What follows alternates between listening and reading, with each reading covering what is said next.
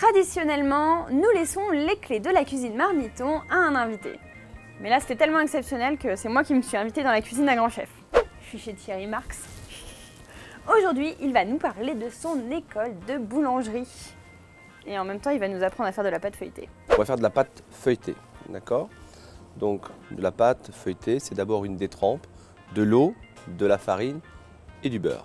Une fois qu'on a fait cette détrempe, cette boule de pâte, on va l'abaisser pour faire, on appelle ça, faire un portefeuille. Est-ce qu'il y a une raison pour laquelle on l'appelle un portefeuille, Non, non, c'est... Certains vont avoir une autre appellation. Ce qui compte, c'est de pouvoir enfermer le reste du beurre dans la pâte.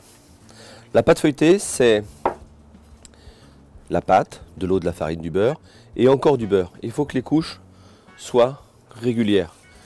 Quand on va mettre la pâte feuilletée en cuisson, le beurre va fondre, va donner le côté croustillant à la pâte et la vapeur d'eau dégagée par le beurre va faire pousser la pâte. Stéphanie a préparé un pâton pour vous montrer où elle a coloré le beurre en rose.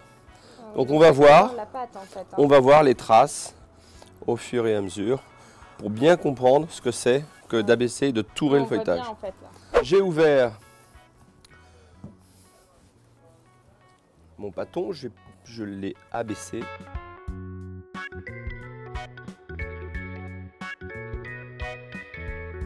J'ai gardé le beurre dans son papier. Je vais le taper.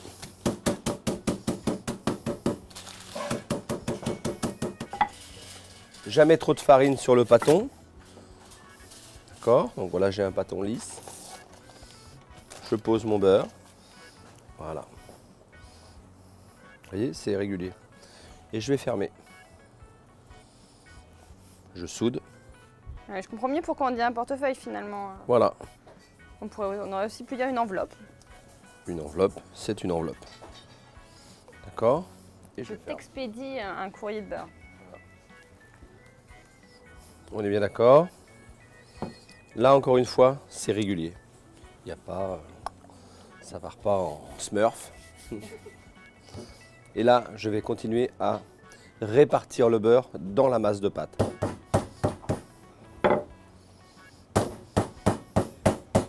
Ce qui va finir de souder.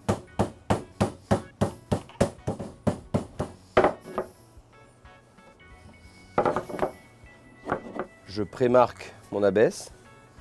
2. Toujours bien raccord. Et là, j'ai la bonne position sur mon rouleau. Je suis à un point de mon plan de travail. Sans forcer, je commence mon abaisse. S'il colle un petit peu, un tout petit peu de farine, mais pas trop, et je vais pouvoir continuer à abaisser le pâton. Alors quand sait-on qu'il est bon de s'arrêter? Voilà, maintenant. C'est tactile la pâte, c'est pas quelque chose de mort, donc on doit sentir un petit peu les choses. Si je laisse des trous, par exemple ici, si je ferme pas bien, bien là, je n'aurai pas de côté feuilleté. Donc je fais attention au pliage. Je marque que j'ai fait un tour. C'est parti pour plusieurs tours. On est parti sur un 33 ou un 45 tours? Non, non, on est parti sur un 6 tours. Sur un 6 tours, très lentement. pas mal non plus. Donc, toutes les 15 minutes, on va redonner un tour, redonner un deuxième tour. D'accord. Et ainsi de suite. On pourrait s'arrêter à 4. Alors pourquoi on pourrait s'arrêter à 4? Si on veut un feuilletage moins haut. D'accord, en fait, plus on va faire de tours, plus on va libérer du beurre dans des couches qui vont devenir de plus en plus fines. Le feuilletage sera plus fragile, plus friable, mais il montera plus haut. Après le dernier tour, est-ce qu'on doit patienter avant d'utiliser sa pâte feuilletée? Oui, au moins 1 heure. On l'utilisera 1 heure après, on découpera. Et là aussi, avant de mettre au four, eh bien, on laissera un temps de repos. Parce que ce sont des gluten, c'est de l'élastique. Si vous le travaillez, eh bien, vous le mettez immédiatement en cuisson, eh bien, ça va se rétracter. Donc il faut laisser un temps de repos. Et alors ça, la pâte feuilletée, c'est quelque chose qu'on va pouvoir apprendre dans votre école de boulangerie? Alors ça, c'est quelque chose qu'on va pouvoir apprendre dans notre école de boulangerie parce que ça fait partie des basiques qu'on doit connaître en boulangerie. C'est ça que nous allons enseigner à l'école. D'abord, la rigueur, la maîtrise du geste, la maîtrise du feu et la maîtrise du temps.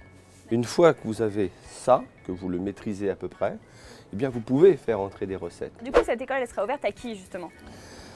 À toutes les personnes qui ont comme projet d'intégrer les métiers de la boulangerie. comme pour Cuisine Mode d'Emploi, ce sont des personnes qui ont comme projet d'intégrer le monde de la gastronomie, quel qu'il soit. Ça peut commencer dans une cantine scolaire jusqu'au Palace parisien, en passant par un bistrot ou par une idée de concept de restauration. Dès lors, est de respecter un petit peu ce qu'on a appris et de respecter le produit qu'on transforme. C'est ça la base de notre métier. Ce qui est important aussi de noter, c'est que ce sera une formation gratuite et ça, c'est aussi grâce à vous, parce que votre projet, vous l'avez mis sur My Major Company et l'idée, c'est d'associer finalement l'ensemble des gens à votre projet. Exactement. S'il n'y avait pas My Major Company, je ne pourrais pas toucher cette population d'internautes et on a vu qu'elle répondait de façon assez active grâce à My Major Company, dans le sens où elle porte un projet social, parce qu'on est quand même sur un projet social, et un projet patrimonial, dans le sens où on protège le patrimoine culinaire français. Tu as envie d'en savoir encore plus? Clique sur la pâte feuilletée, le chef Thierry Marx te raconte Cuisine Mode d'Emploi, la boulangerie. Et si tu as envie de soutenir le projet, clique sur le lien qui se situe sous la vidéo et tu pourras toi aussi apporter ta pierre à l'édifice du savoir.